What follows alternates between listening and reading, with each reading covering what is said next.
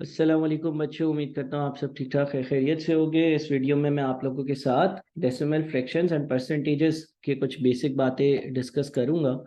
और इंशाल्लाह फिर वक्त के साथ साथ जब हम प्रैक्टिस करेंगे तो मज़ीद इन चीज़ों को डिस्कस करेंगे। सबसे पहले डिस्कस करते हैं कि डेसिमल नंबर्स क्या होते हैं। A numeral value that consist of a decimal point is a decimal number. तो देखें की बात क्या है। एक ऐसा एक ऐसी न्यूमेरल वैल्यू, एक ऐसी वैल्यू जिसमें डेसिमल पॉइंट का इस्तेमाल हो। For example 35.6। 35.6 में ये जो आपके पास पॉइंट आ रहा है इसको हम डेसिमल कहते हैं। अच्छा, ये बात याद रहे कि डेसिमल से पहले जो चीज़ें होती हैं ना, उसको हम फॉर एग्जाम्पल लेट से मैं एक एग्जाम्पल लिखता हूँ, 453.367 लिखा हुआ है। तो जब आप इसको बोलेंगे ना मैथमेटिकली, तो आप ये नहीं बोलिएगा 453.367, बल्कि इसको बोलने का तरीका होता है 453.367। यानी कि डेसिमल से पहले वाली चीज को तो मुकम्मल एक साथ पढ़ा जाता है 453।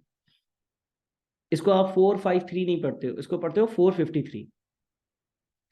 डेसिमल के बाद जो डिजिट्स लिखे हुए होते हैं, नंबर्स लिखे हुए होते हैं, उसको आप 367 नहीं पढ़ोगे, 367 पढ़ोगे।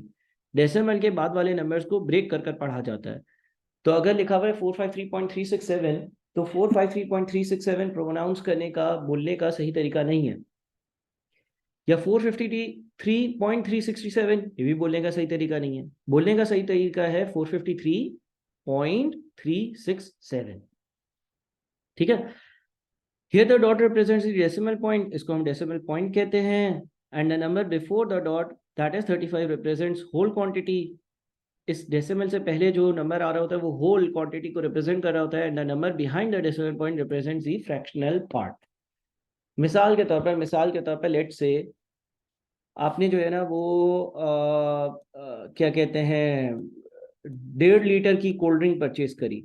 तो आप 1.5 लिखोगे तो इसका मतलब ये है कि 1 लीटर पूरा, और अगला जो लीटर है ना उसका आधा है। 2 लीटर पूरे नहीं है ना, 1.5 लीटर का क्या मतलब है, एक और दो के बीच में। तो डेसिमल से पहले वाली चीज रिप्रेजेंट कर रही होती है होल क्वांटिटीज को। अगर 2.5 लीटर लिखा हुआ होता तो दो पूरा होता, 2.5 का मतलब होता है दो पूरा, और अगला जो है वो तीसरा पूरा नहीं है बल्कि उसका आधा है। ठीक है। अच्छा, decimal fractions are the fractions in which the denominator must be 10 और मल्टीपल ऑफ 10। 10 और multiple of 10, like 100, 1000, 10,000 and so on. ये बड़ी इंपॉर्टेंट बात है। देखिए, फ्रैक्शन का मतलब होता है कि न्यूमरेटर डिवाइडेड बाय डिनोमिनेटर से कोई चीज रिप्रेजेंट हुई हो। यानी कि x divided by y x जो है वो न्यूमरेटर कहलाता है, y जो है वो डिनोमिनेटर कहलाता है। तो x डिवाइडेड बाय y जो है ना वो एक फ्रैक्शन है। लेकिन अगर 5/3 लिखा हुआ है तो ये डेसिमल फ्रैक्शन नहीं है। हाँ, अलबत्ता अगर 5/10 लिखा हुआ है ये डेसिमल फ्रैक्शन है। क्यों? क्योंकि जो डिनोमिनेटर है वो मल्टीपल ऑफ 10 होना चाहिए, 10 के टेबल में आए या 10। The numerator can be any integer. अब देखें एग्जांपल्स भी दी हुई हैं। 5/10 डेसिमल फ्रैक्शन है, 3/100 डेसिमल फ्रैक्शन है, 28/100 डेसिमल फ्रैक्शन है, 2/38, 3/7, 15/20 ये नॉन डेसिमल फ्रैक्शंस हैं, क्योंकि नीचे वाला जो आपके पास जो डिनोमिनेटर है वो 10 या 10 के मल्टीपल में नहीं है। 10, 100, 1000, 10,000, 1 लाख ऐसे नहीं है। परसेंटेजेस क्या है? Percentages are essentially fractions. ये एक तरह से एसेंशियली हकीकतन फ्रैक्शंस ही होते हैं। विद डिनोमिनेटर इज 100, जहां पर डिनोमिनेटर को हम 100 बना देते हैं या 100 होता है। The percentage is often denoted using the percent sign. The word percent comes from per centum, which means per 100. ठीक है। तो परसेंटेज एक फ्रैक्शन होता है जिसमें जो डिनोमिनेटर होता है वो 100 होता है। परसेंटेज को परसेंटेज के इस सिंबल से रिप्रेजेंट करते हैं। इसका मतलब होता है हर 100 में से। मिसाल के तौर पर लेट से क्लास में हर पांच में से दो लोग ग्लासेस पहनते हैं। ठीक है ना। तो 5 में से 2 लोग ग्लासेस पहनते हैं ना, ये परसेंटेज नहीं है। ठीक है।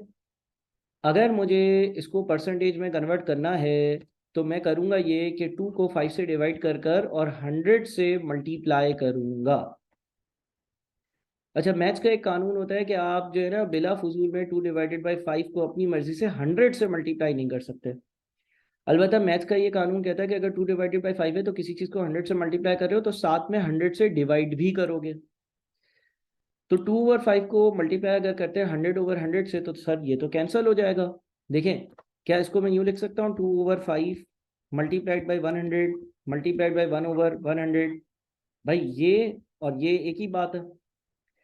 2/5 is equals to 2/5 multiplied by 100/100 is equals to 2/5 multiplied by 100 into 1/100 is equals to 2/5 multiplied by 100 into multiplied by percentage।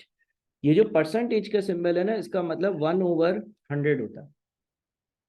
बहरहाल अगर आप इसको सॉल्व करते हैं 2/5 इंटू 100 करते हैं अगर आप, और आपका आंसर जो है वो 40% आता है। अगर आप इसको सॉल्व करेंगे तो 40% आएगा ना, है ना।